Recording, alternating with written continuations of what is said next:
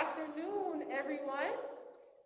My name is Candy Lopez Moreno. I am the Associate Professor here in the Art and Design program, part of the Ramos College of Art and Sciences. I want to personally thank everyone who is part of this opening today. And I also want to thank Dr. Shanti Bruce for being part of this entire exhibition that's going on. And also our Dean, Andrea Nevins, for getting us into contact with Dr. Guy Harvey. We're super excited. My students were shocked when I told them that we were actually going to have a juror pick the awards this year. So thank you so much for being part of this exciting exhibition. We have over 60 plus pieces of artworks for this year. And the artworks are from students within the last 2 years because the pandemic happened last year. So we couldn't showcase their work last year. So we have an exceptional body of work to show you guys today.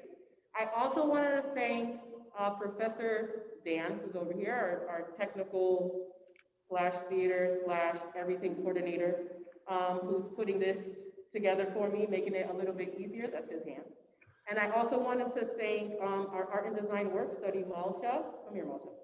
Who's trying to be away from the camera. Say hey, girl. So thank you guys for being part of this exhibition.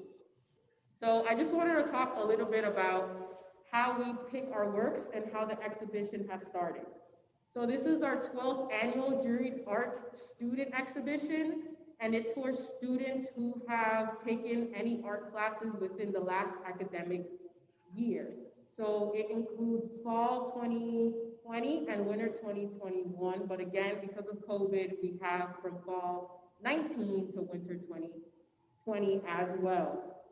And usually, my students, the ones that are on right now, know that I'm constantly saying, hey, you guys, submit to the Juried exhibition. Hey, submit to the Juried exhibition. Hey, submit to the Juried exhibition, because there's opportunities not only for networking, but also for winning awards. And you get a line on your resume, right? So you start to build that artistic career that's important for you if you decide to become somebody that's, I don't know, an artist or a curator or an art educator. So anything that has to deal within the arts, you need something on your resume, right? So this is one of those lines that you can add onto your CV. So this show opens today, virtually of course, but we do have hours that you can come in, and you'll be here with Malsha, right? Or you can set up a tour if these hours don't work for you. So they're gonna be posted on the door. They're also posted on our social media sites. So we have Gallery 217 IG page, and we also have a Gallery 217 Facebook page, and an Art and Design IG page, and an Art and Design Facebook page that'll have the times for you guys to see them there. I'll also be sending an email of this recorded exhibition opening and Guy Harvey talk so that you guys can get the direct link to that as well. So some hours, it'll be open Tuesdays 11 to 1 and 3 to 5. Wednesdays 2 to 10 p.m. I know that's kind of late, but you know, for my late people, we have a day for you. Thursday 11 to 1 and Friday 2 to 6 p.m. Again, I will post this on the social media sites and you will receive an email, and it'll also go on our website for those that are interested in coming in. So I wanted to start off, well, do any of you guys have any questions for me before we look at the art over here? No? Okay. You could chat, I can see on the screen. So when you come into the art exhibit, this is the first wall. There will be a page that has all of the student artworks on the back with their names, the title of their pieces, as well as their medium.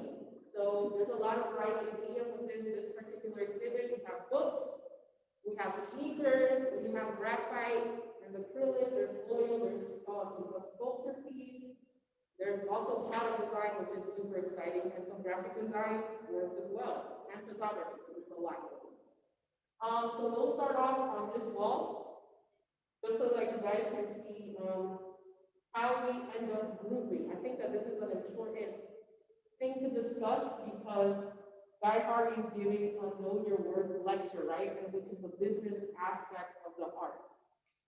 And I just want you guys to get an idea of how curation happens. So students end up bringing a whole mess of art pieces within this tiny gallery space, and it's everywhere, right?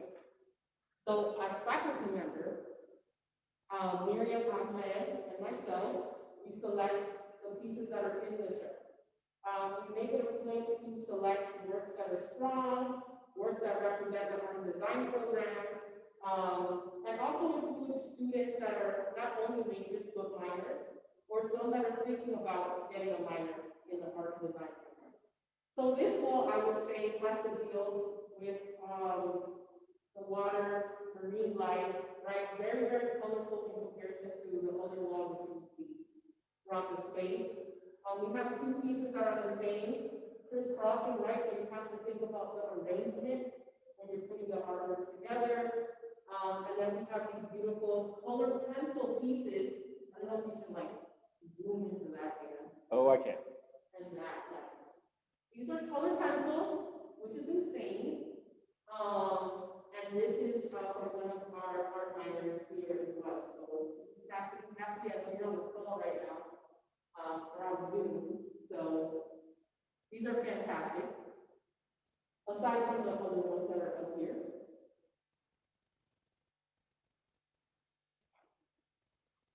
Good. And then we can move on to this particular wall. We chose this piece for this intro wall just because it has that beautiful pink, which accents, you know, the color of our flyer, right, and our design for the flyer. So, and it's also small, so it's not taking too much space onto the wall. The wall's already super chaotic with all of the text and colors, and it's a little like period piece to put on a wall that has a lot of information. So we move on to this section of the exhibition. This is more of like a grid layout, right? And trying to figure out, you know, how to group black and white pieces together, right? How do the black frames talk to each other? What about horizontal versus vertical pieces, right? So crisscrossing that. How does it look aesthetically in comparison to this huge painting that's on this side? Dan is gonna, sorry Dan, make me work a little bit over here. So I'm 5 feet, 60 inches, period, right? So imagine how big this particular painting is. It started off as a drawing, and it's a self-portrait of one of the art majors that we have here, part of our figure drawing class, right? So learning how to draw the body. And then we get into this group of art pieces. These are paintings, and they're still like paintings, right? So they're painting of objects that are in a space. And then we have some beautiful digital prints within this area. I really enjoy putting these prints next to these images right here, just because it's a nice clash, right? So you're looking at this, you're kind of connecting, well, maybe it's an object, even though we know that it's like a finger and a lip. Makes you feel a little bit uncomfortable. When you come up close to this painting, it's a little like tactile, so it's shiny. So you think about like the shine of the lip, at least in my brain, right? So this is how my brain is working as a curator. And connecting these two pieces where, you know, you might feel something uncomfortable, or maybe you're comfortable inside of this particular space, right? So I'm constantly thinking about how the mediums, not only inside of the pieces work, but what pieces are made out of, or how shiny they are, right? In comparison to having something that's a little bit more matte. And then we move on to this section.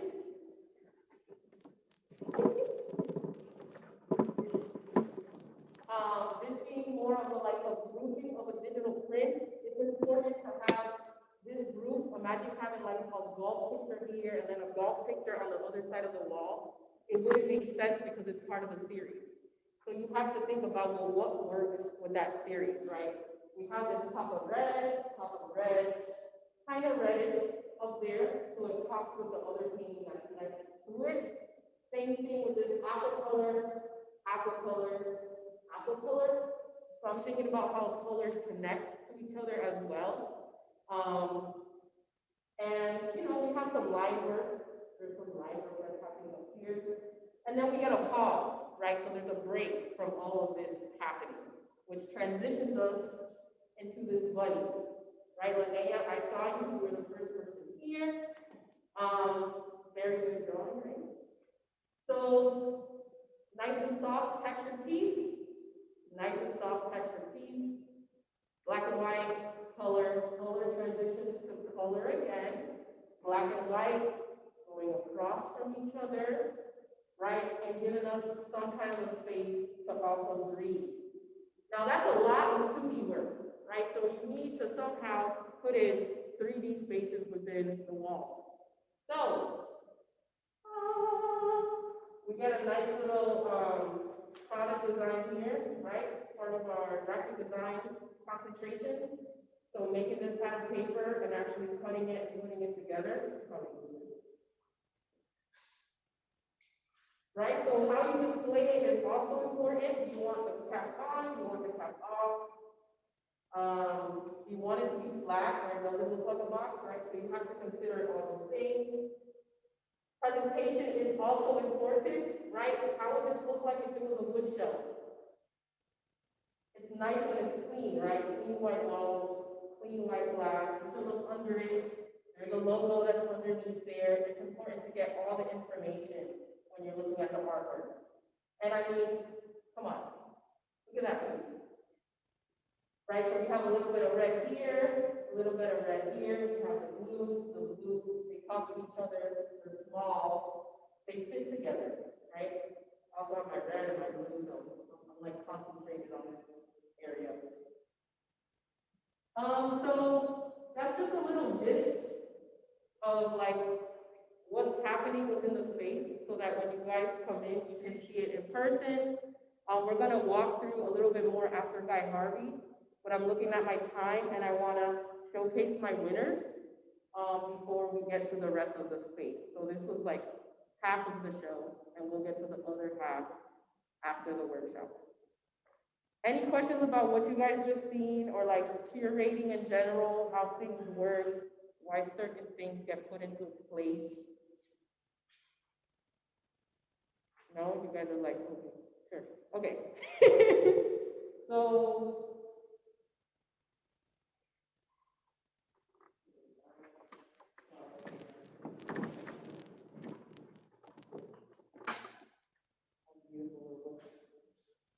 I have a PowerPoint presentation just so that you guys can see the images that were chosen for the award. Is that where we're going to go now? Yes. Is there a question? I didn't see it. Fine.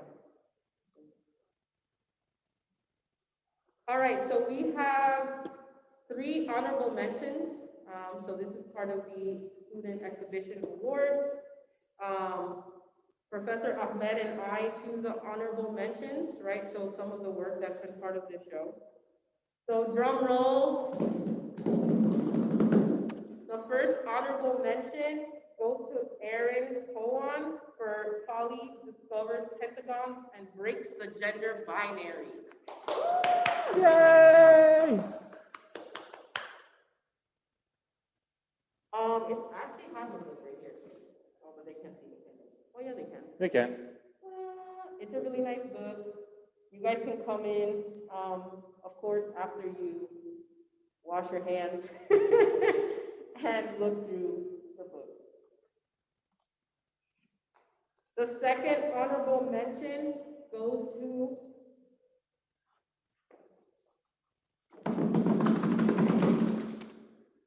Logan Exton for Darling Darter, which is a nice sculptural piece. And you really can't see the details from the image, but when you come in person, he carved into, it looks like wax, to create those kinds of colors. So it's really nice. It's on top of one of our computer screens over here. Our third honorable mention goes to Brianna Jones for River Road Complex, which is one of the pieces that you guys got to see, you know, during this virtual exhibition where I was talking about color. So the red one is acrylic, the middle one is graphite, so pencil, and the last one is color pencil. All right. The next award is Dean's Choice. So our dean came and she looked at, oh, she didn't come because of, right? We sent her some images of the artwork and she chose the one that she thought was the best. So the Dean's Choice Award goes to Linnea Powell, which is called Charcoal Bunny Still Life. So congratulations to Linnea for getting Dean's Choice. With Dean's Choice Award, you guys get a nice little art packet, and there's different things in here. So some of them have paint, some of them have markers, we have color pencils. There's a whole mess of really nice goodies that are inside of this beautiful bag, which Linnea, you can pick up. I guess we can figure out how you're gonna get it. The next award is chosen by faculty. So Dr. Ahmed and I got together and we chose a piece. And faculty choice goes to Nicholas. Called Transparency. Congratulations, Nicholas. You also get a nice little art packet with a whole mess of different goodies in here too. It'll take too long to like open and do the thing. It'll be like a private gift. All right. So we get to the bigger awards. So we have a purchase award. So every year, faculty get together and we buy a piece in the show, and it becomes part of our collection. Our collection is shown in the faculty suite upstairs. It's growing, which means we probably need to be looking at a bigger wall by this point in time. And the purchase award is for $100, and it goes to Sol Santequia for Golf Rebel. Sol is actually one of our majors who is graduating this year. I'm happy but sad at the same time. It's like your little kids just growing up and just leaving you, right? All right, so we get to third place. You get a gift card for $50. Third place goes to Annabelle Brewster for Inked. Right, this is a really big piece. Woo-hoo! So these third, second, and first place winners are actually chosen by Dr. Guy Harvey. So he was looking at you guys' work, and he chose these ones for you. Second place, $75 goes to Ashwini Subaram. Woohoo! For Rise. Thank you. You're welcome, Ashwini. Well, say thank you. I can't breathe. And the biggest award, right? First place winner, $100. And it's going to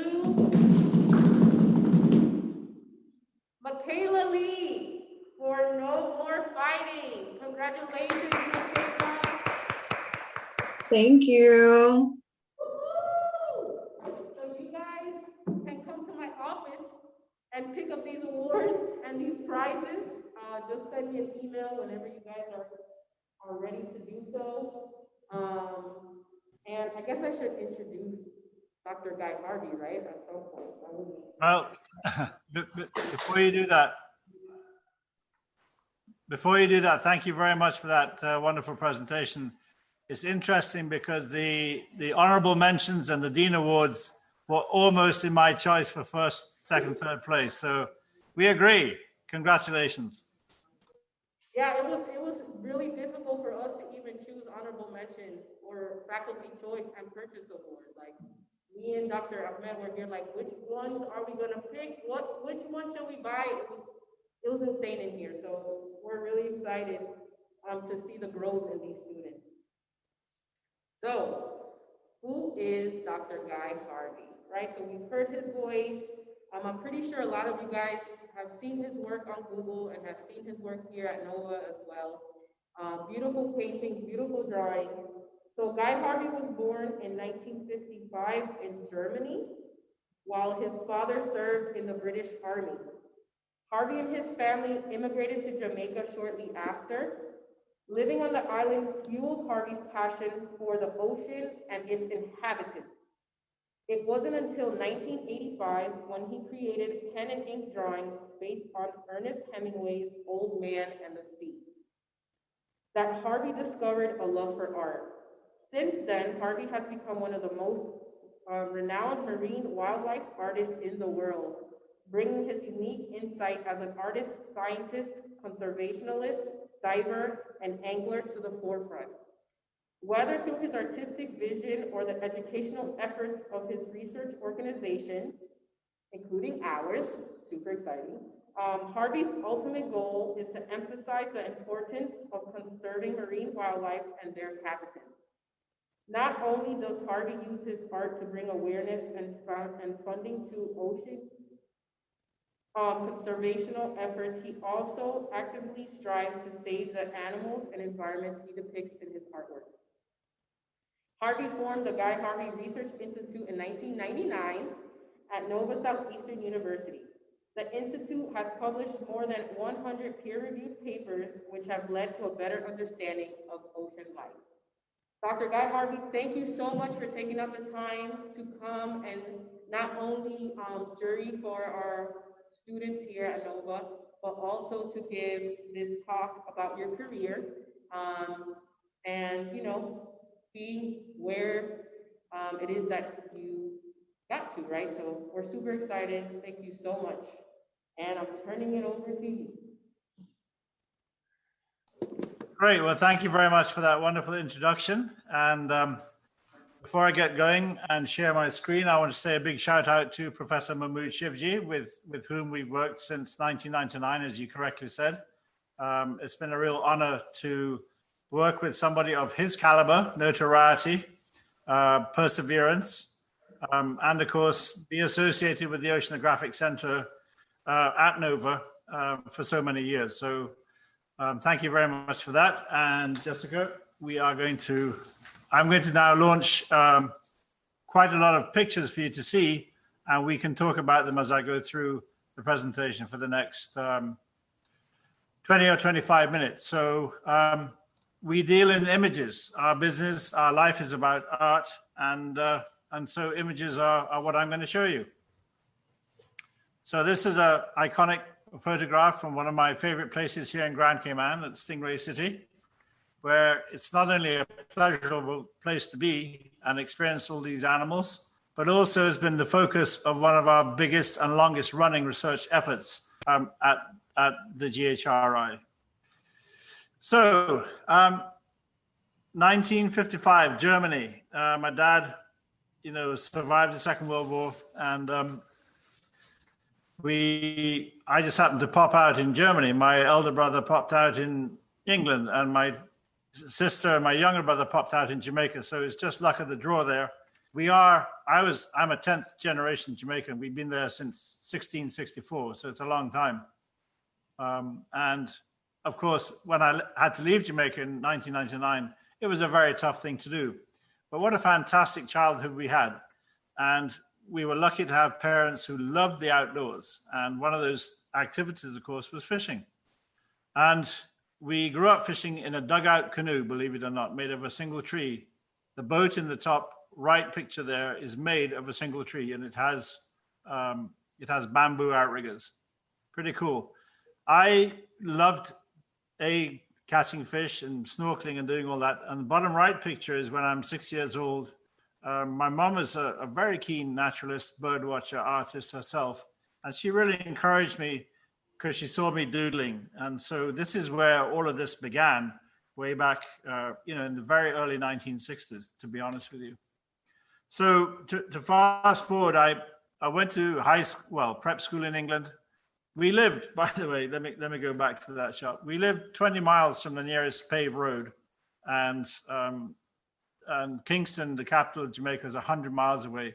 And we ended up going to school in Kingston because there weren't any good schools nearby.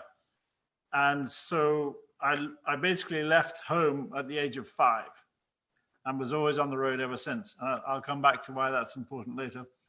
But traveling to Britain for school and university made me very homesick. And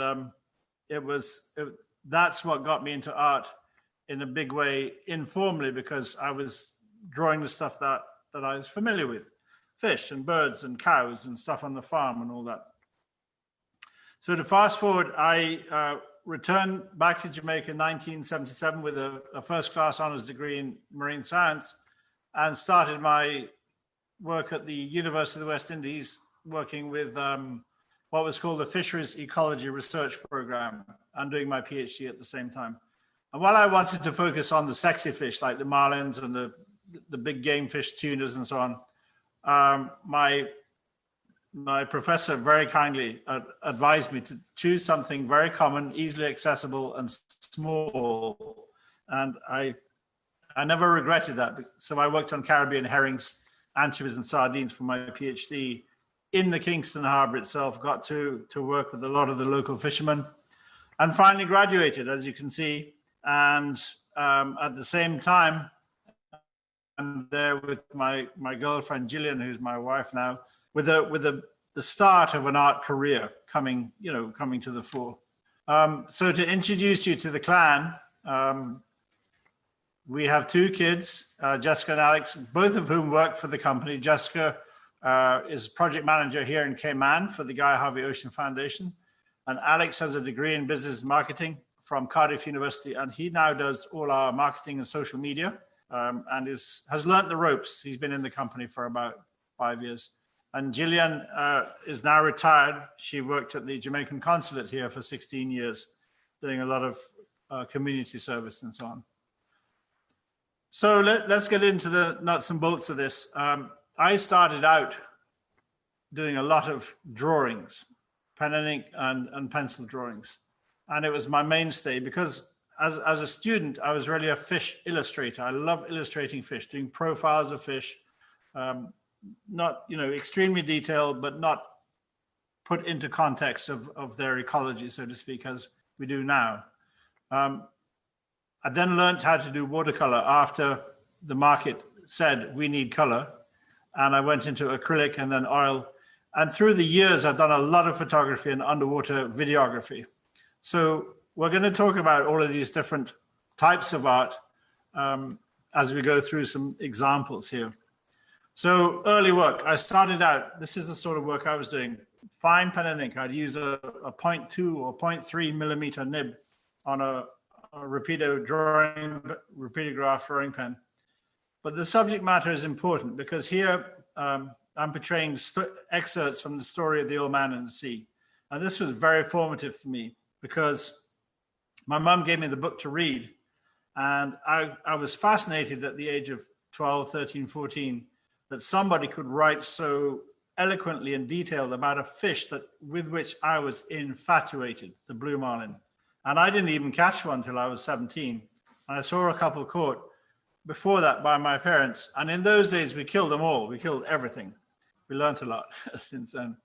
But this large fish that grows up to 17, 18 feet long and 2,500 pounds really has been the focus of my attention artistically and from a science perspective pretty much all my life. So between high school and university, I actually embarked on a project to paint or draw the entire story of Hemingway's Old Man and the Sea, which I did when I was 17 years old, going to 18 years old. And those originals are currently on display in Key West at the Customs House. There's 60 drawings. And eventually, many years later, I put them into a book form in 1999 to benefit the International Game Fish Association initially. But it was my first foray, this art subject was my first foray into the commercial side of art, and still remains very popular. So just to show you more of this style, this is in contrast to the Old Man series, which is done in stippling, in cross-hatching. This is stippling. This is a lionfish, topical species, invasive, and of course very relevant today because of all the destruction they're causing, not only in Florida reefs, but Bahamas, Caribbean, where we live here, etc. But what a beautiful animal. They're kind of reddish, brown, golden, with these beautiful stripes and marks. And they came to Florida in the aquarium trade. And through their improper disposal in the sea, when they grew big, they become a very, very invasive species. But the amount of time I put into this is really, it's numbing because you're doing every single little dot by hand. But the end result is so effective. I really like this style. And I continue to do it, though the paintings, become expensive to purchase. So getting into watercolor, here we go. Jamaica, the beautiful country, fabulous wildlife, fabulous vistas and scenes, mountains and foliage, all kinds of wonderful flowers. In here we got a bird of paradise, we got a lobster claw, we got a bauhinia, we got a parrot, and we got a tropic bird, plus the Jamaican national bird in the middle bottom there, the streamer tail hummingbird, which is it was on Air Jamaica planes, for example. Iconic bird that. But watercolors have become my favorite art form because they're so versatile. I paint, 60% of my paintings are watercolors now. I love watercolors. I like the spontaneity of it. And you can get into a lot of detail using watercolor that people couldn't imagine. So being a fish painter, I would paint with great detail. This is a largemouth bass, a very common fish in North America. We don't have them in the Caribbean. But this is an example of the kind of detail I love to go to with using pen and ink watercolor, pencil for the scales, and the background is actually acrylic to give me that deep dark color. Here's another one, sort of above and below scene, which is Caribbean in flavor, and I used to sort of exemplify all of the different physical aspects of Caribbean islands. It was done actually for the Caribbean Challenge Initiative conference back in 2013. And of course, as I grew more experienced, the importance of other game fish in North America, because I was now catering to North American market, became more and more important. So this is the redfish, a very popular inshore species along the Gulf Coast and Atlantic seaboard all the way up to the Carolinas. And as I grew more experienced and learned more about the business of art, I would venture out, go and look at these animals, catch them, literally play with them, but make mental notes about all sorts of details of scalation, fin arrangements, behavior, all that stuff. But I never got away from this guy, the blue marlin, who is my all-time favorite. And this is quite a large canvas, and we're going to get into some bigger ones now because these animals are big, and I like to paint them life-size. So here's one life-size. This is one of my favorite paintings of all time. It was done in when Jessica was 5. That was when we went down to Panama that year, January 96, I think that was. So this is a 12-foot long piece, acrylic on canvas. And I did this having spent time diving with black marlin, not only in Panama, but also in Australia on the Great Barrier Reef, to be able to recreate what you're starting to see a trend now of these predator-prey interactions. predator-prey interactions give a lot of motion, movement, drama to wildlife paintings. I'm not going to just paint a black marlin and a bonito and a pale blue or dark green background. I want to tell a story. I want to tell the viewer that something's happening here and what's going on. And so predator-prey interactions are the best way to do it. I mean, you know, a fish portrait is kind of dull. And so I want to dress it up a little bit because eventually I want to sell these pieces as well. But I want to tell something authentic about the fish. And the time in the water with them makes it even more authentic because you get the light, you get the motion, you get the foam. Why is there foam in the background? Did a boat go by? No. When these fish are feeding, all those bonitas there at the bottom, they're eating small fish at the surface, and the passage of all these bodies through the surface, time and time again, by the hundreds, by the thousands sometimes, drags air down. It drags bubbles into the water and creates this foam, which also creates this drama in the piece, which is so just, I think, incredible. So here's a striped marlin with a bunch of mackerels in the background, Pacific mackerel. This is an Indo-Pacific species, probably the most beautiful of all the marlin species, all the billfish. Vibrant colors. And again, I've done this in acrylic because I want to get the vibrancy of the colors out there. We've done a lot of work in Mexico on mako sharks. And in the Caribbean, makos are not that common. I don't think I ever saw one in Jamaica, not one, or in Cayman. And just 300 miles to the west of us, right out here, is the Yucatan Peninsula, where they have a lot of mako sharks. And with Dr. Shivji and our research team from the GHRI, we spent many years there catching, tagging mako sharks, as you'll see. And the interaction with makos and their prey is particularly dramatic because they are the predators of all the other major predators in the ocean. And so to have a mako attack a sailfish is absolutely authentic. And it happens not every day, but quite often. So this one is called the hunter hunted. The sailfish was tracking the sardines and got surprised by the mako. And what they typically do is cut the tail off, which is why it's going for the back end of the fish, immobilize the prey and eat them at leisure. Here's a white shark. And we dived with white sharks a couple of times in Mexico on the Pacific side, had some fantastic experiences with them. This is the only animal that I wouldn't dive with, you know, outside the cage. You need a cage to dive with these guys because they eat things that look like us very easily. But here again is another predator-prey interaction. I've done this kind of scene before with sea lions or fur seals because that's one of their major prey items. But I wanted to add a bit of color to this piece. So the California yellowtail is the species, the prey species here. This guy is the oceanic whitetip. Again, another species that the GHRI has invested a lot of time and effort studying in the Bahamas, the Western Atlantic, and here in Cayman. An amazing animal to dive with. They're very interactive. They're beautiful. They always have an entourage of fish all around them, which makes them just that much more exciting to paint, especially these bright yellow and green fish called rainbow runners, a type of jack. And they sometimes have pilot fish. But they're also associated with flotsam, with fads, and we've done a lot of tracking work with them. A very charismatic shark, highly overfished, down to maybe 2 or 1% of their pre-exploitation levels. And so they're one of our major species of research work. And of course, they've been protected by CITES because of their low numbers. This is one of my favorite paintings of sharks. Again, another predator-prey interaction. What does a tiger shark like to eat? He loves turtles. So stick a turtle in there, will you, Harvey?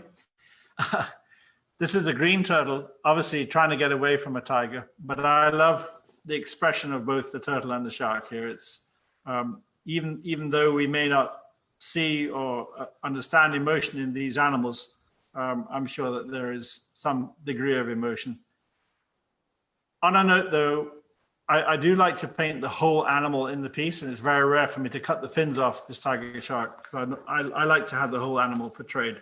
But I had to get the emphasis on the face here. Very cool piece. This has been one of our best sellers. I don't particularly like it, but then again, I've learned not to judge my art in terms of, how it sells. The market will decide if it's a good or a bad painting from a marketing perspective. But this is called Hawksbill Caravan. And the story being that hawksbill turtles, or any turtle when they migrate, they attract an entourage who are looking for shelter from predators. So these jacks are swimming with this hawksbill in a caravan. It could have been a green, it could have been a loggerhead, it could have been a leatherback, but hawksbills are the most colorful of all the turtles. So let's get into some, non-pelagic scenes, and you'll see a few of these because, again, I learned that only a certain niche of customer is going to buy a billfish or a shark painting. And so coral reef stuff is more appealing to ladies. And here we go with a rainbow parrotfish, a pair of French angels, stoplight parrotfish, some tangs here, blue tangs, properly called surgeonfish, with coral and soft corals in the background. A nice, bright, vivid combination. Quite realistic. I guess they crammed together a bit, but it is to appeal to a different market. I think this painting was at Nova for quite a while. It's called Nosing Around, Bottlenose Dolphins, tracking a school of offshore ballyhoo. Great action piece, another predator-prey interaction, large format, my kind of deal. This came about after, it's called Northern Exposure, a very big painting, after a trip to Alaska, our first trip, fishing, catching these king salmon in the foreground. And they're feeding on sardines, herrings and sand eels. And in the background sneaks an orca because the salmon are distracted. This is a very big piece. And just so you know the kind of detail I went to on this, every single scale on all those salmon is painted in. Yeah, a lot of time invested in that one. A beautiful piece. This is our most popular piece in Florida with the manatees. And in the shallow water, freshwater environment in a river, this is Crystal River, where the water is gin clear, absolutely fabulous. You have all sorts of marine species like mangrove snappers, snook, mullet, jack crevalles, redfish. And while I was in the river actually filming the manatees with Wyland, and while we were there, this bottlenose dolphin came screaming into the picture upriver, upset everybody. And so that's another authentic Florida painting. Again, it does really well for us as a marketing item. This is a scene from Cabo San Lucas with humpback whales. We see a lot of whales on our travels. This species made a really strong comeback in the last 30 years, and it's the species we most encounter in the open ocean these days. So the business of it, I'll quickly go into that because it's relevant here. I started to license my art back in 1986, 87 with a company called T-Shirts of Florida. We'd already developed the signature. Just for anybody, any artist, and I know some of you are thinking about, wow, how do I make a living out of this? The toughest part is registering and protecting your intellectual property. And I advise you to do it right away and spend the money before anything bad ever happens, because it's more than likely to happen to you. And the time and effort I spent doing that was well worthwhile, because we had a lot of infringements to deal with in the early years. So just a word of warning to you budding professional artists. Well, you don't even have to be a professional. If you're going to sell your art, you need to protect it. So one of the main licenses was, of course, an apparel license. And I did 20 years, before that, 16 years with T-Shirts for Florida, just in Fort Lauderdale.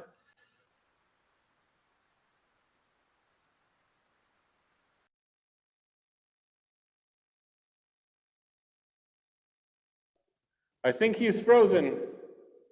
Just old guy just texted me and said he's trying to reconnect. Great. Thank you. Tell him we understand.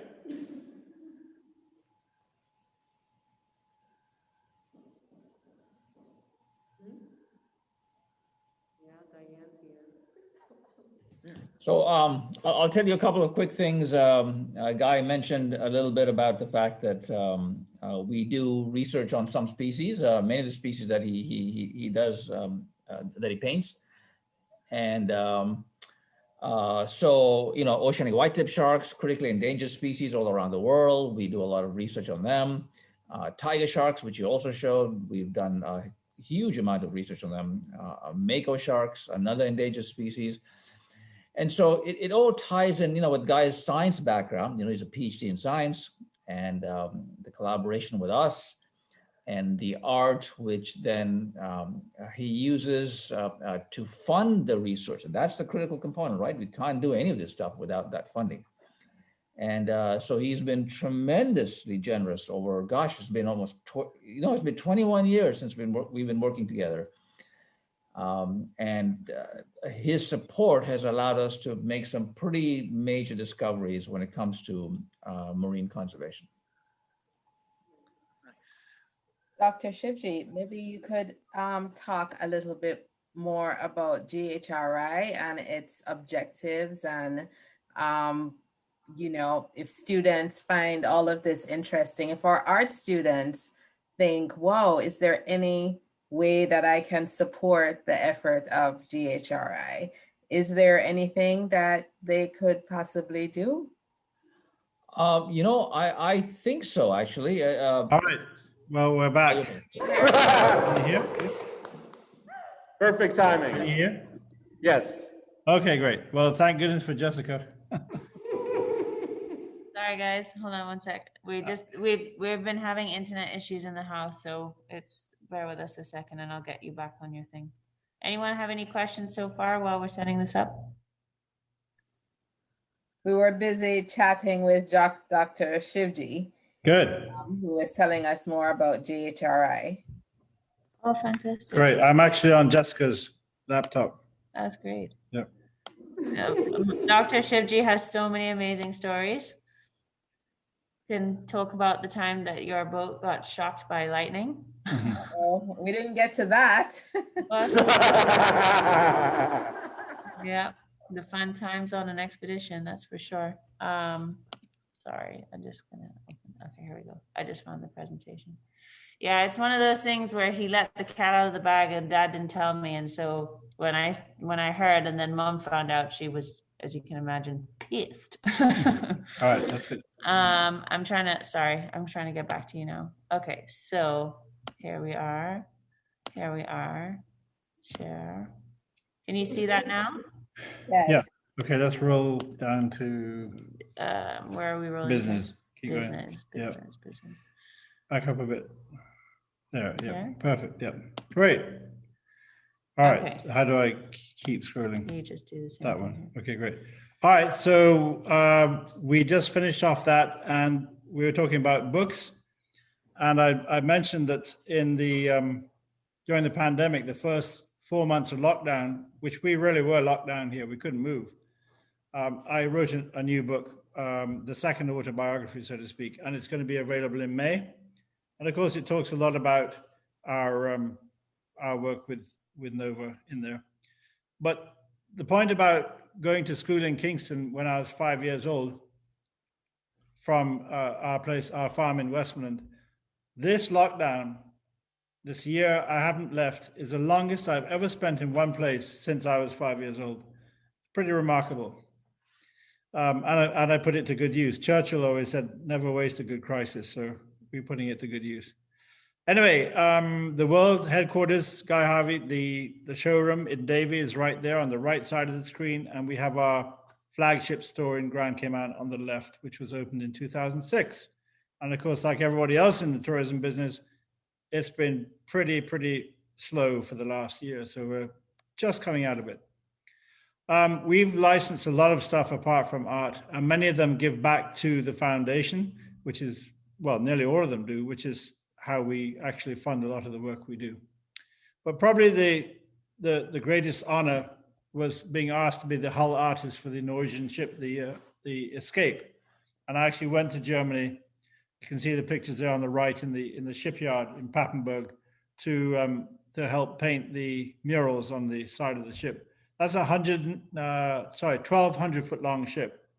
And the bottom center picture gives a scale of that fish with me on the cherry picker right there by his eye. The eye is as big as I am, pretty much. Dr. Harvey, can I ask you a question about the mural? Yeah. Was it hand painted? It wasn't like a wrap, or maybe there was a design that you like put onto the ship? It was projected from a computer image, basically, that we made, and then a team of 5 artists drew it out by hand, and then they taped it so that the lines would all be nice and straight, and they painted it with rollers by hand. It was not spray painted. It was an amazing. Yeah, it took them 3 months. Wow.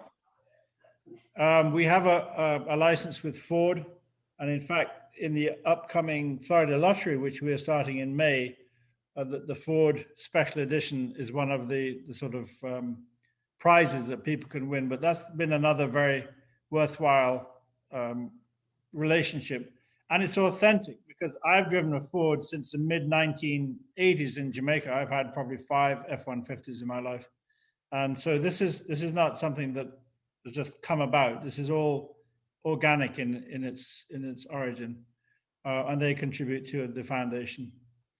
SeaWorld's been a great partner. We're of course like-minded in many respects. They've helped us with some of our Mako shark research work, and some of the TV shows that SeaWorld has done, like Sea Rescue and Wildlife Docs. Fun to work with them, and we're just renewing our relationship because after the pandemic, of course, everything came to a grinding halt. But that's a big mural of a white shark in San Antonio, Texas. There, I'm standing next to. The guy Harvey Outpost was a lodging license, and then we do a lot of community outreach. I'm not going to go through all that, but it's been very, very, very valuable for the brand to do all these things, and generating income for the foundation, of course, comes from many different sources, and they're listed there. So we work hard for our money that we get to, that we donate to Nova Southeastern University. So conservation is good for business, and being a scientist, having got the business going, to get back into research work took about 12 years, and it happened through the Foreman family and through your immediate past Dean Dick Dodge. And we've never looked back. It's been a 22-year journey of fantastic research. We've actually produced, published, it's nearly 150 papers, right, Mahmood? Closer to 150? You're muted. As of a couple of weeks ago, it's about 145, if memory serves. 145, right. In the introduction, it said just over 100. So just to clarify, the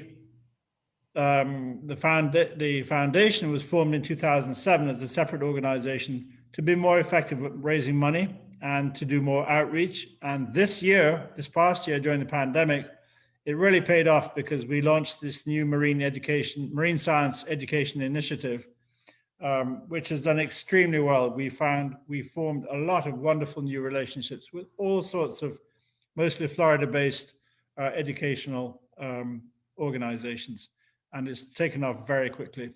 So we're based here, as you know. I like to show this piece to people who don't know about it. And why we do this is because research is such a fundamental part of the whole conservation process. I always say research without data, you're just guessing. Research provides the means to educate people, and with educated people, you can actually affect conservation, and that's how it works. So quickly, we've done some very cool stuff with a lot of really cool animals, with Professor Shivji leading the way, tagging all these sharks, these billfishes, tagging, catching, tagging, tracking, and educating. And all of these are key ingredients to effective conservation. There's Jessica there on the rack with a 200-pound Mako shark, and Brad Weatherby from University of Rhode Island with another one up in the Mid-Atlantic area, tracking Makos. And you can go to our tracking site at your leisure, ghritracking.org, and track all these wonderful animals. Some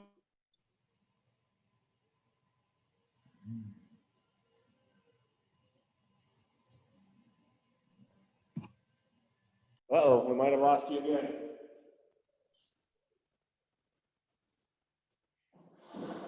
Maybe until Dr. Harvey comes back, Dr. Shivji could continue telling us a little more about GHRI and the tracking projects. Certainly. So, as Guy has already alluded to, the Guy Harvey Research Institute was formed in 1999. Gosh, that was probably before some of you were born, I think. We started out really small. It was a partnership between the Guy Harvey business brand, or the Guy Harvey, the business brand, and NSU. But over the last 21, almost 22 years now, it's become, it's grown tremendously. We've been very fortunate to get a lot of excellent support from the Guy Harvey Ocean Foundation, and which has allowed us to really tackle some big conservation issues, especially in our case, focused on pelagic fishes. So sharks and like, blue marlins and sailfish and black marlins, all the things that Guy also paints.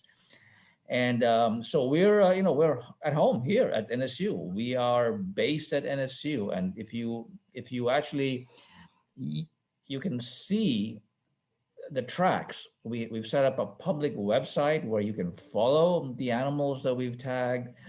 We've tagged many species, and it's just Google GHRI tracking, one word, .org, and I'll put that in the chat as well. Dean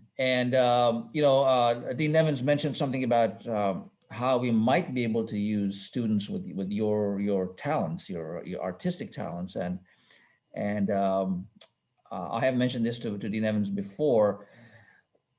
We really are keen on getting our science out to the general public, and the general public doesn't read these technical journal publications, of course, and so it's very important to simplify the story of what we've found and put it together in some kind of an artistic, sort of a visual perspective to disseminate that out to the general public. Is Guy still, we're still waiting for Guy? Yes, we're still waiting for him. Okay, and so I don't know how many of you are I mean, there's some beautiful artwork here. How many of you are spend time on graphic arts, especially sort of especially videos, making videos, video editing, telling a story. Those are things that we do it, we dabble in it, but we're not really all that good at it because basically we just don't know. and you young people, I know, are much more facile at things like that. So I'm working with, for now, with one of your other professors, Dr. Whitney Lehman, and her class is developing a social media strategy for us. All these things that, my generation doesn't really know much about. I have to go to my 21-year-old daughter all the time and ask her how to do everything. But you guys know all this stuff.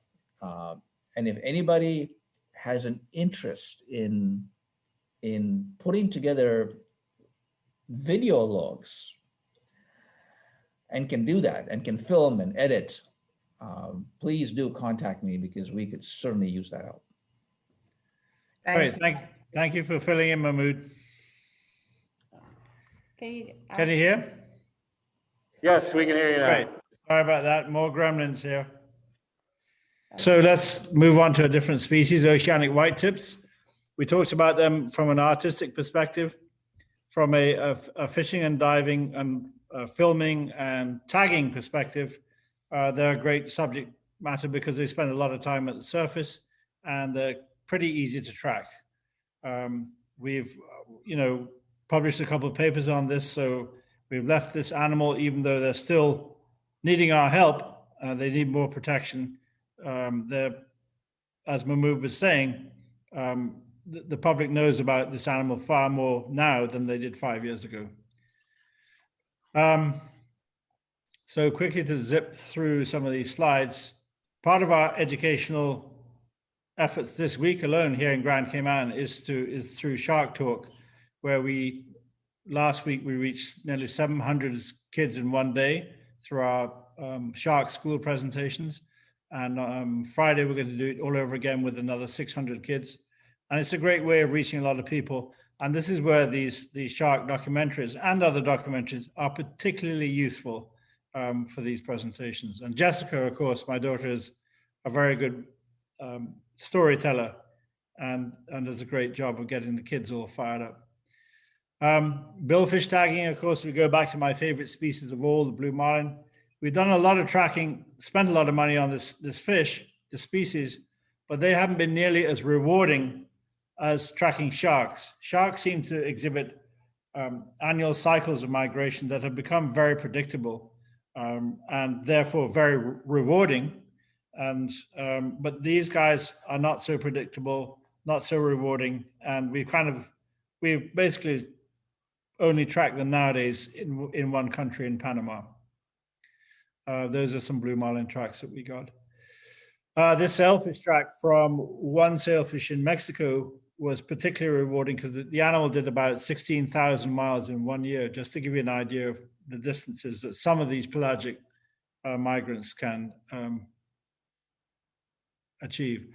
The stingray study in Grand Cayman, 18 years now, wonderful long-term study, the longest running study of any marine interactive program in the world.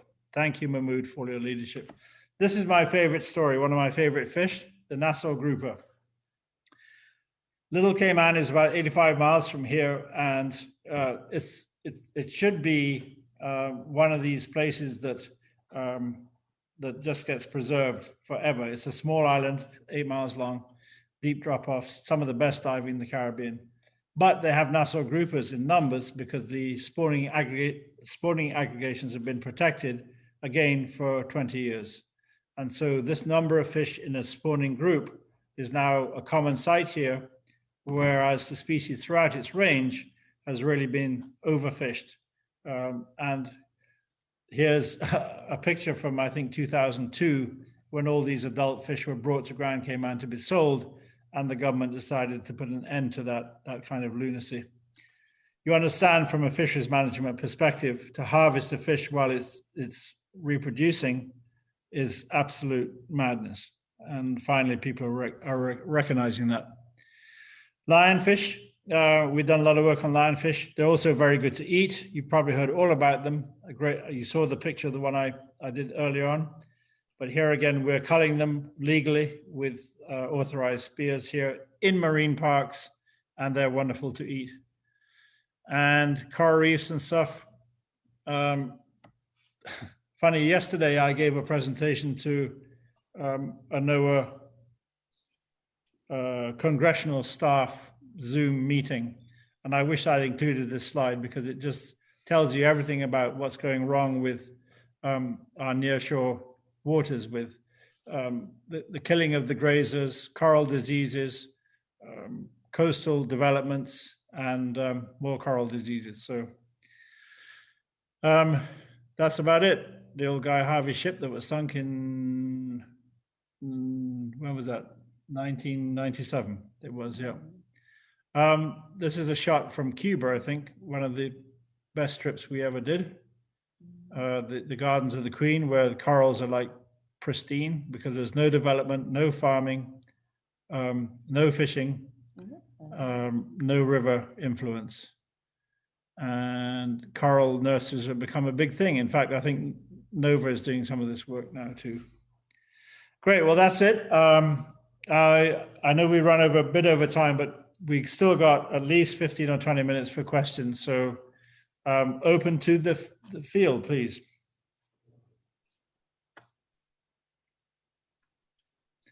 All right, you're all scared of me. I had a question. When it comes to your paintings, like how do you get started? Like what's the first thing that you do, like going about the process?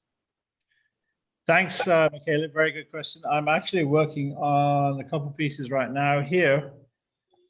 Let me just say the two most exciting times in executing a painting are being faced with a blank sheet of paper or a blank canvas and actually seeing the finished version. So many of them are fairly spontaneous, though I might have a plan. And so to really answer your question, I'm trying to do a painting of a leatherback turtle because not many people do them, but I did this one on Facebook Live last Saturday, a little watercolor, and I learned a lot more about them, and they really are fascinating animals. So this is just a quick watercolor, which I'm going to develop into a larger painting. I might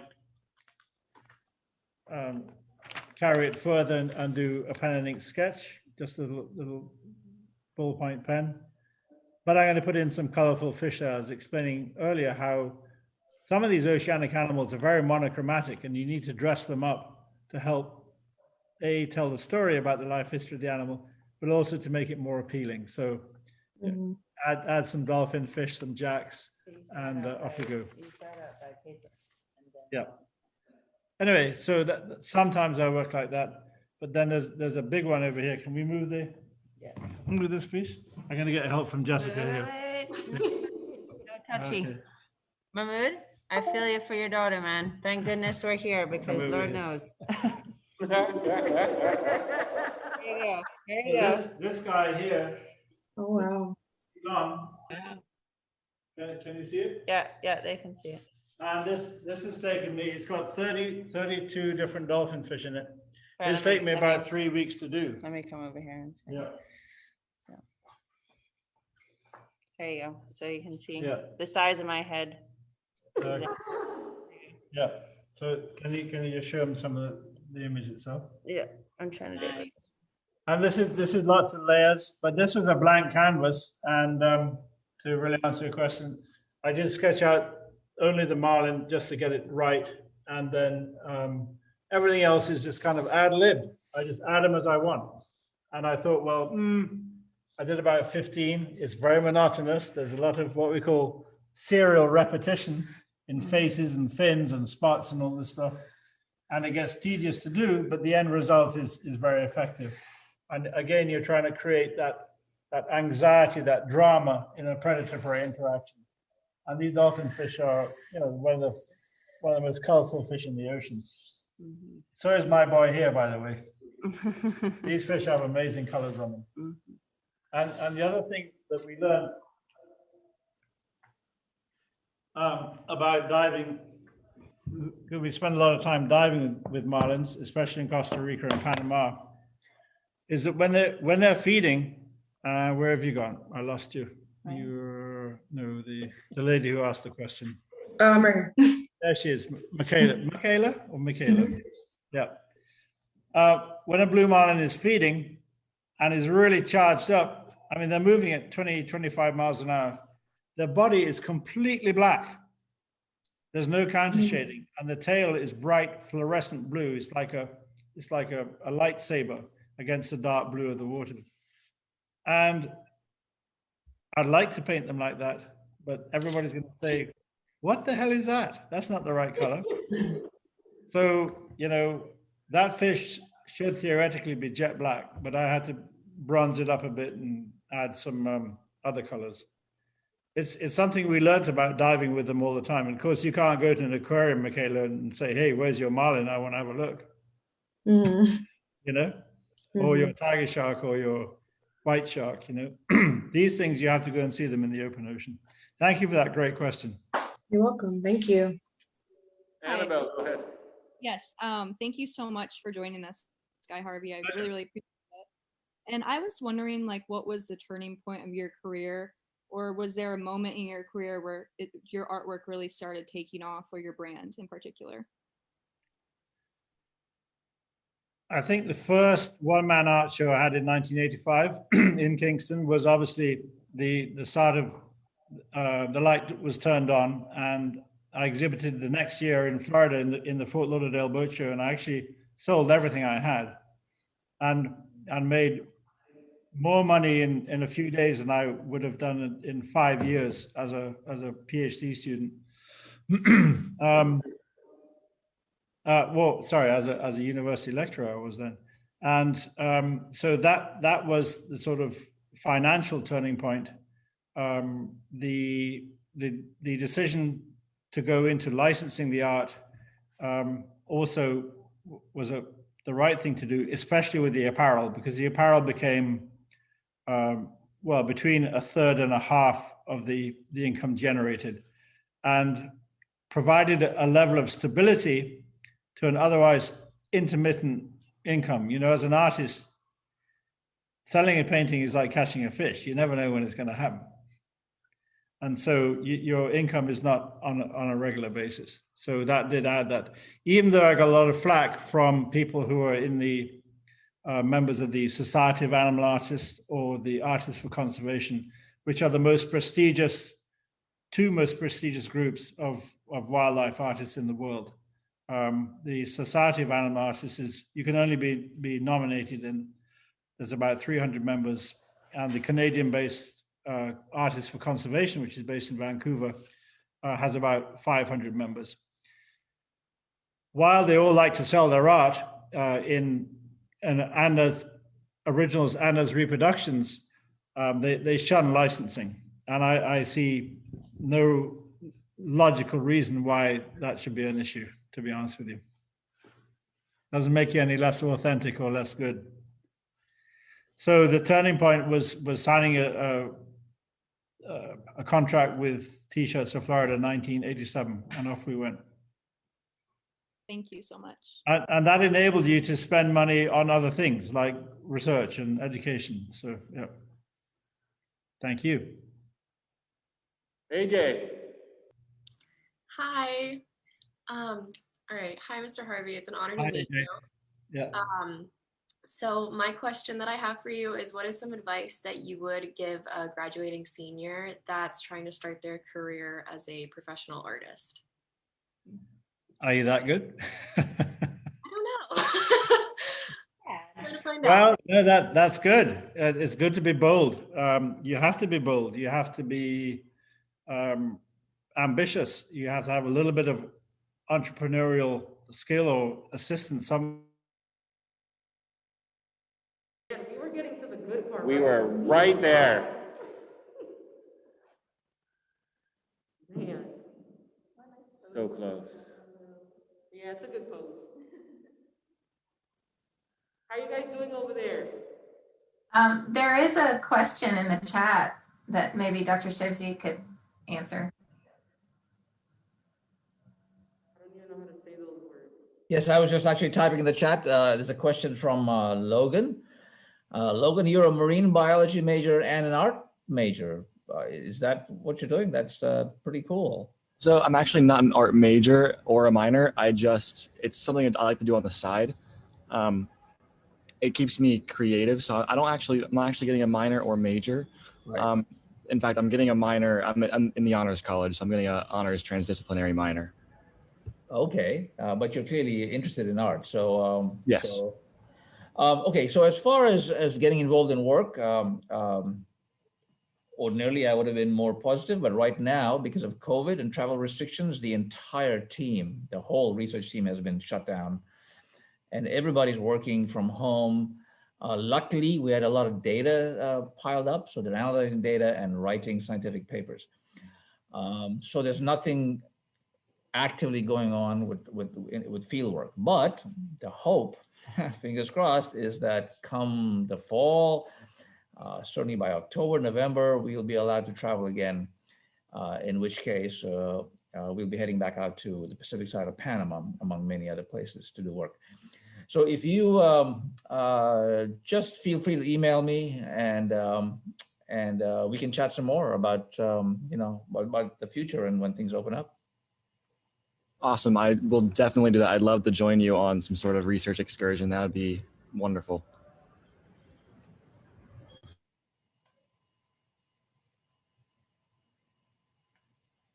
Yeah, exactly. I don't think we have him back yet.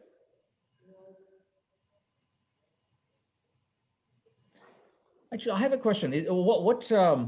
What level class is this? Are you guys all seniors? Are you all juniors? What?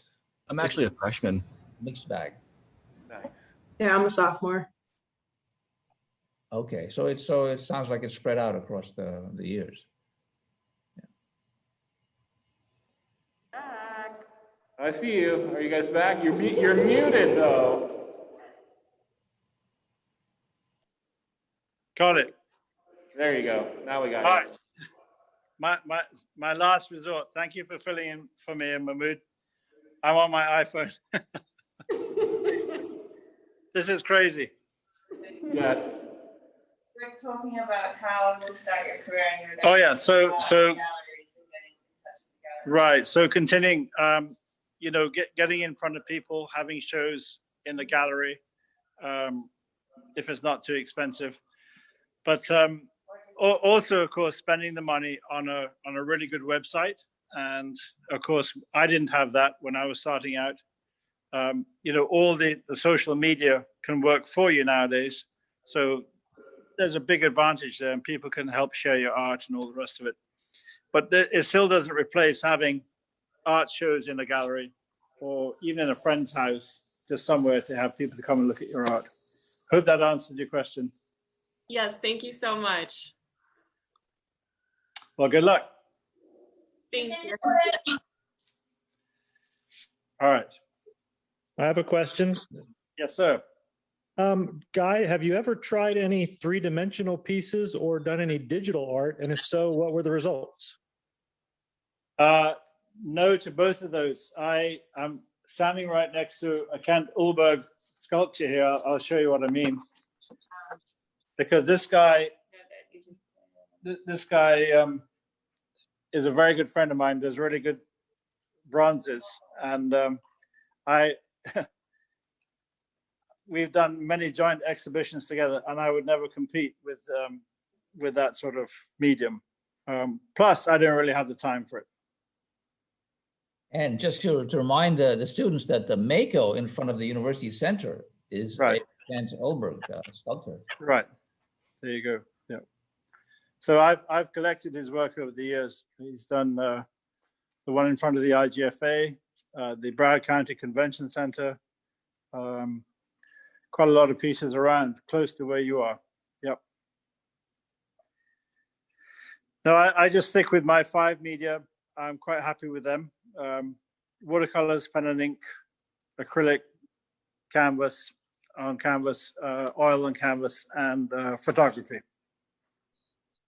Thank you. And thank you. I like to paint these fish big because they are big, and they demand a big canvas. So yeah, you just got to find somebody who's going to spend that money to buy it. For those larger pieces, are you stretching the canvas yourself, or do you purchase them custom to that size?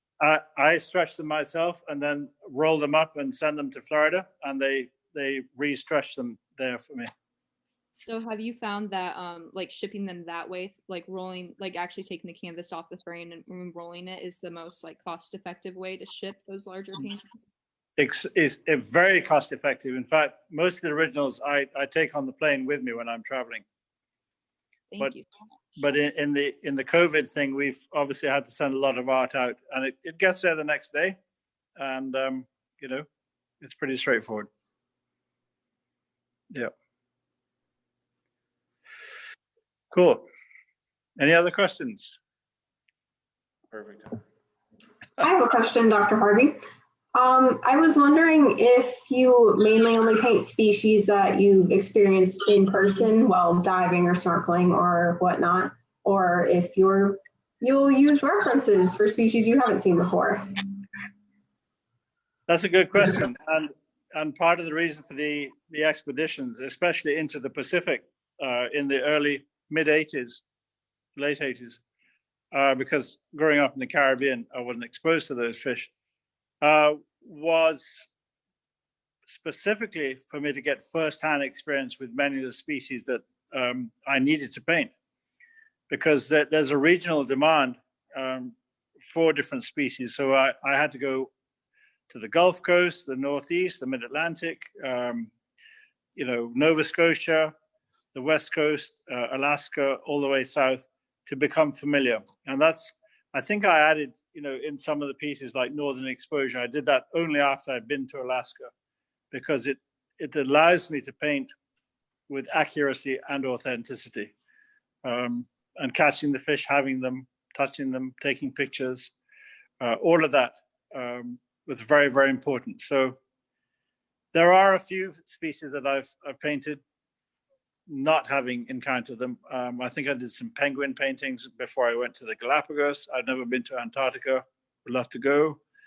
You would love to go. Yeah. Really now. The cheap seats are chipping in here. Anyway, but the vast majority, I'm going to say 98% of these animals I paint I've seen. Yeah. All right, thank you. Yeah. It's very important you get out there in front of nature. And you'll find that most of the wildlife artists who paint both terrestrial and aquatic scenes are highly competent and very good naturalists. So they spend a lot of time in their environment where they need to. Of course, for us, the marine environment is more difficult for you to access animals. As I said, you can't go and see them in an aquarium. Some of these big fish, you're only with them for a very short time underwater. I mean, seconds.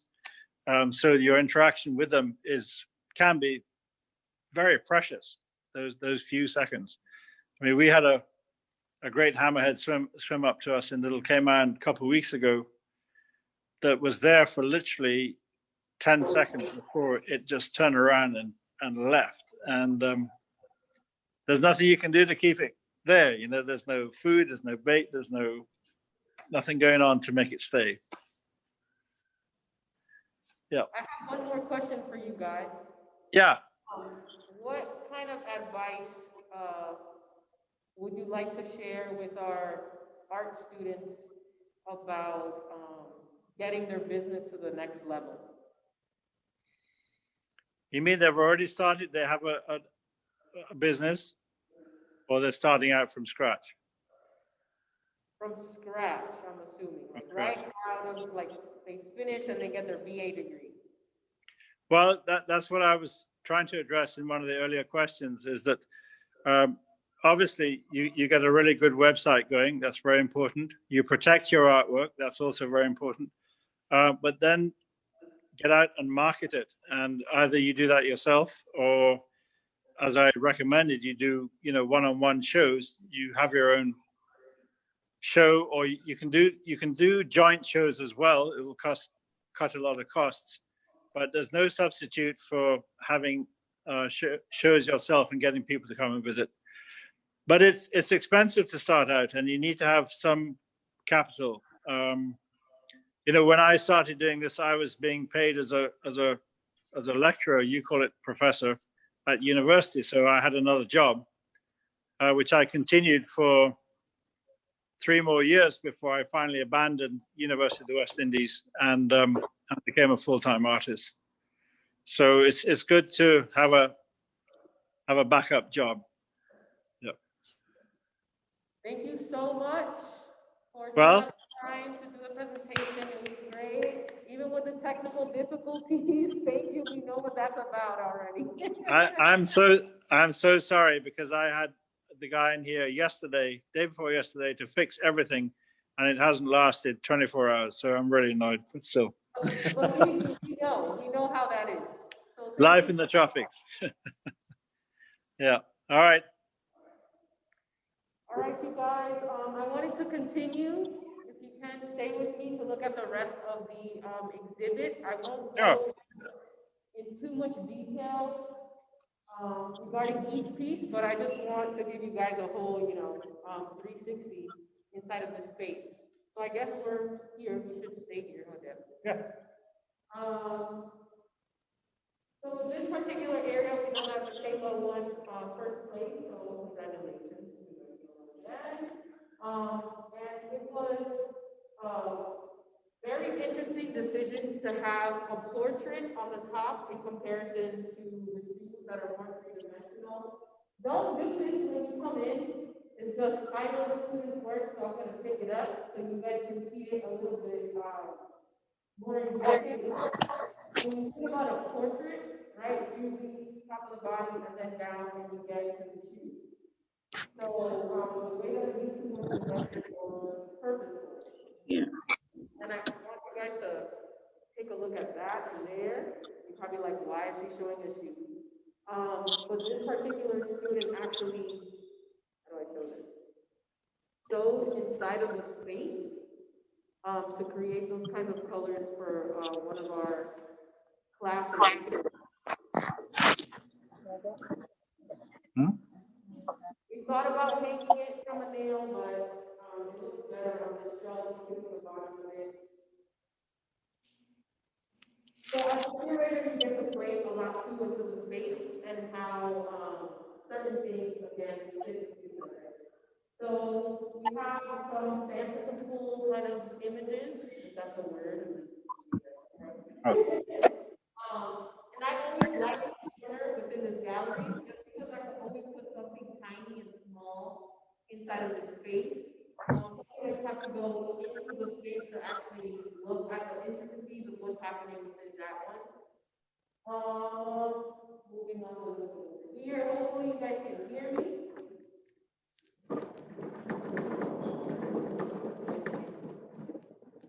Photography, I don't think we have that many photographs within this exhibition, but it was important to collect them as a whole on one wall in comparison to everywhere else where we have more 2D and let's say paintings and drawings.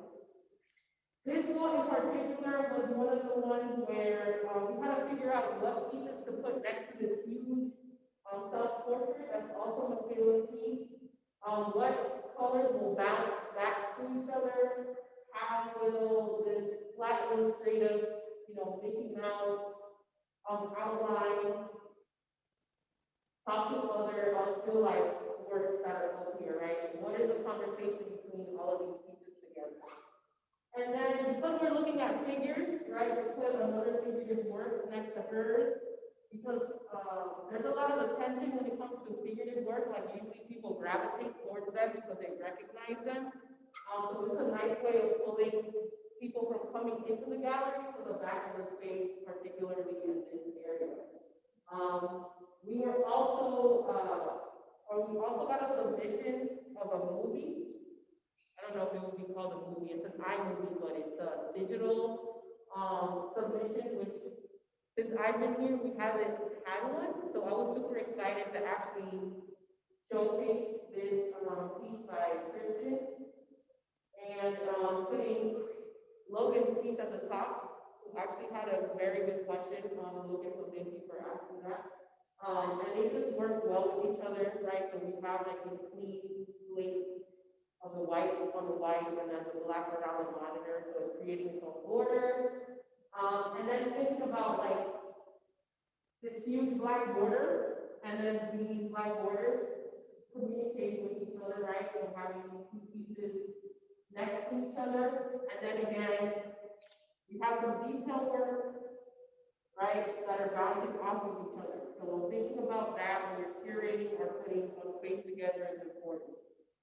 And then the last side of her wall.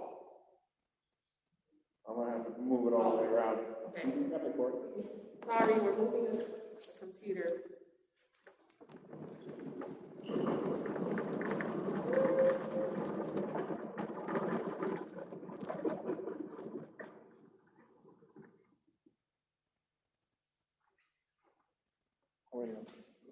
Right here.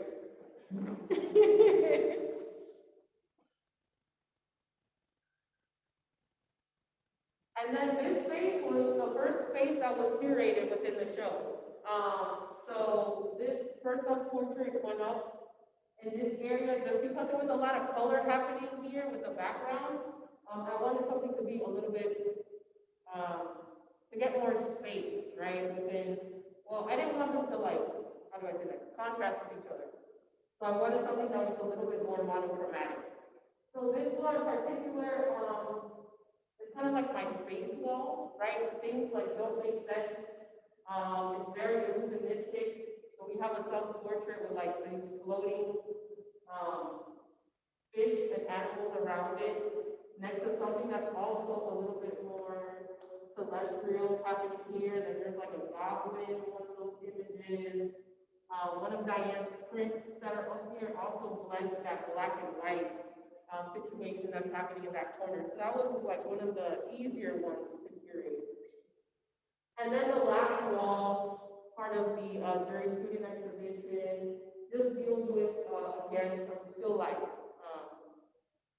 representations, right? So looking at things more in a technical formality when it comes to the art, so actually showcasing what something looks like, having the drawing in there to break up the painting is important, and actually looking at the details, so coming into the space, right? Because it's easy to go straight back with all these colors.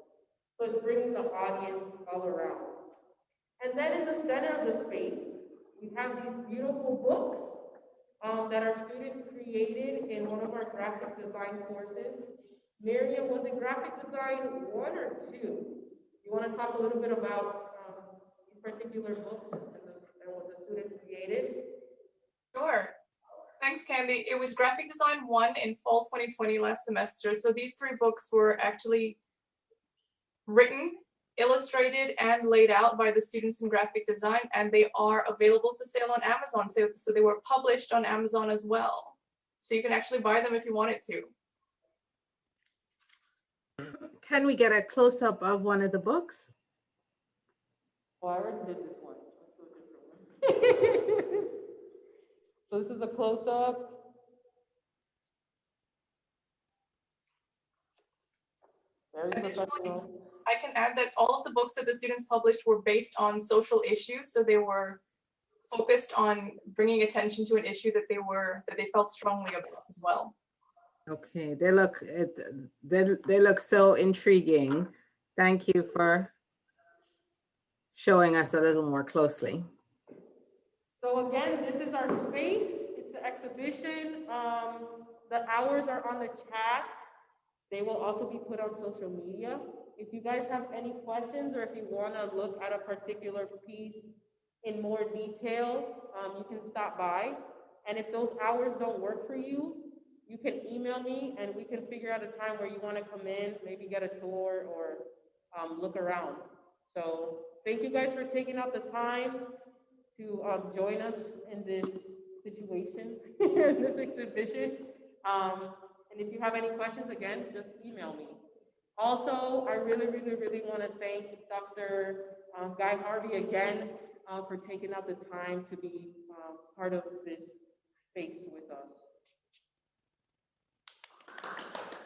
And congratulations to the winners. And thank you for being such a great host. Oh, you're welcome. I tried. Thank you.